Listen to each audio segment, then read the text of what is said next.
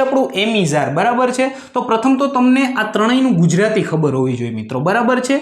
જો તમને આનું ગુજરાતી ખબર હશે બરાબર છે ને અત્યારે હું તમને જે કહેવા જઈ રહ્યો છું એ તમારા મગજની અંદર તમે ફિટ કરી લેશો તો તમે ઘણા બધા અંગ્રેજીના વાક્યો પણ બનાવી શકશો। તો જોજો મિત્રો એમ એટલે છું થાય, એમનું ગુજરાતી શું થાય છે મિત્રો? તો કે એમ એટલે છું, ઇઝ એટલે છે અને આર એટલે છો અથવા તો છીએ। બસ આનું ગુજરાતી આટલું થાય છે બરાબર છે મિત્રો। એક બીજી વસ્તુ પણ તમને ક્લિયર કરાવી દઉં બરાબર છે, જે તમને ખબર જ હોવી જોઈએ બરાબર છે કે આઈ સાથે હંમેશા એમ લાગે છે બરાબર છે। આઈ સાથે હંમેશા શું લાગે છે? એમ। આઈ એમ એટલે હું છું બરાબર। આનું ગુજરાતી શું થાય મિત્રો? હું છું, આઈ એમ બરાબર છે। બીજી એક વસ્તુ મિત્રો કે હી, શી અને ઇટ, હી શી અને ઇટ બરાબર આની સાથે હંમેશા ઇઝ લાગે છે બરાબર છે। જે હી શી અને ઇટ આ ત્રણેયનું ગુજરાતી મિત્રો તે થાય છે બરાબર છે। એટલે કે હી ઇઝ તો તે છે, શી ઇઝ તો તે છે, ઇટ ઇઝ તો તે છે બરાબર। હી છે એ છોકરાઓ માટે વપરાય છે, શી છે એ છોકરીઓ માટે અને ઇટ છે એ વસ્તુ અથવા તો પ્રાણી માટે વપરાય છે। ક્લિયર છે મિત્રો। એક બીજી વસ્તુ કે વી, યુ અને ધેય બરાબર છે આની સાથે મિત્રો આર વપરાય છે। શું વપરાય છે મિત્રો?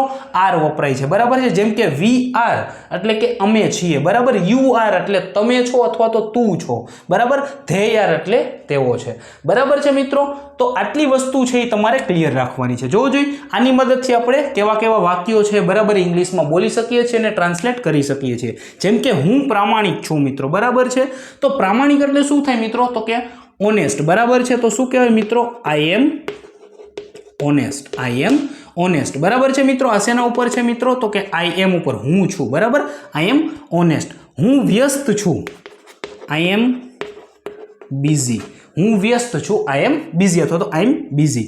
હું ઘરે છું બરાબર છે મિત્રો, તો આઈ એમ એટ હોમ, હું ઘરે છું તો મિત્રો આઈ એમ એટ હોમ બરાબર છે। તો ખાલી આઈ એમ નો ઉપયોગ કરીને તમે આવા ઘણા બધા વાક્યો છે એ બનાવી શકો છો। હવે જોજો મિત્રો તે વ્યસ્ત છે બરાબર, તે એટલે અહીંયા હી પણ હોઈ શકે અને શી પણ હોઈ શકે બરાબર છે। તે વ્યસ્ત છે તો આપણે હી અથવા શી માંથી કોઈ પણ એક લઈ લઈએ બરાબર છે। તે વ્યસ્ત છે તો હી ઇઝ બિઝી, તે વ્યસ્ત છે। જોજો મિત્રો ઇઝ એટલે છે બરાબર, હી એટલે તે બરાબર, હી ઇઝ બિઝી, તે વ્યસ્ત છે।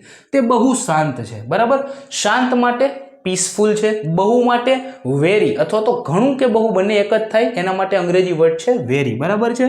તો he is very peaceful, he is very peaceful બરાબર છે। તે ઘણો શાંત છે અથવા તો તે બહુ શાંત છે। રેખા ખોટી નથી બરાબર, અહીં વાક્ય નકાર છે જોજો મિત્રો, રેખા ખોટી નથી, નથી માટે નોટ વપરાય છે તો રેખા બરાબર છે। અહીંયા તમે શી નો યુઝ પણ કરી શકો છો બરાબર છે। Rekha is not wrong, Rekha is not wrong બરાબર છે મિત્રો। હવે એના પછી જોજો મિત્રો કે તમે સારા છો બરાબર, તમે સારા છો તો તમે માટે યુ બરાબર છે। તો યુ સાથે મિત્રો શું લાગે છે? આર, તો you are good, you are good, તમે સારા છો બરાબર છે મિત્રો।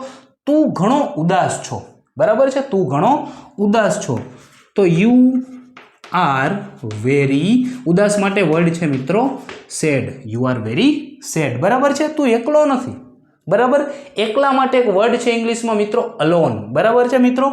તો યુ આર, જોજો પાછું અહીંયા નથી બરાબર, તો you are not alone, you are not alone મિત્રો। તો આ તો મિત્રો એમિઝારનો યુઝ બરાબર છે મિત્રો। તો જો તમને એમિઝારનું ગુજરાતી ખબર હોય બરાબર છે, એનો સાચો ઉપયોગ ખબર હોય કે આઈ સાથે શું લાગે છે, સીટ સાથે શું લાગે છે, વીયુ ધેય સાથે શું લાગે છે બરાબર છે, તો તમે આવા અઢળક વાક્યો બનાવી શકો છો। જેમ કે હું તમને એમ કહું મિત્રો કે હું ડોક્ટર છું તો આઈ એમ ડોક્ટર, તે ડોક્ટર છે તો મિત્રો હી ઇઝ ડોક્ટર બરાબર। તમે ખેડૂતો છો, યુ આર ફાર્મર્સ બરાબર, તેઓ ખેડૂતો છે તો ધે આર ફાર્મર્સ બરાબર છે મિત્રો। તો આ હતો એમ ઇઝ આર નો ઉપયોગ બરાબર છે।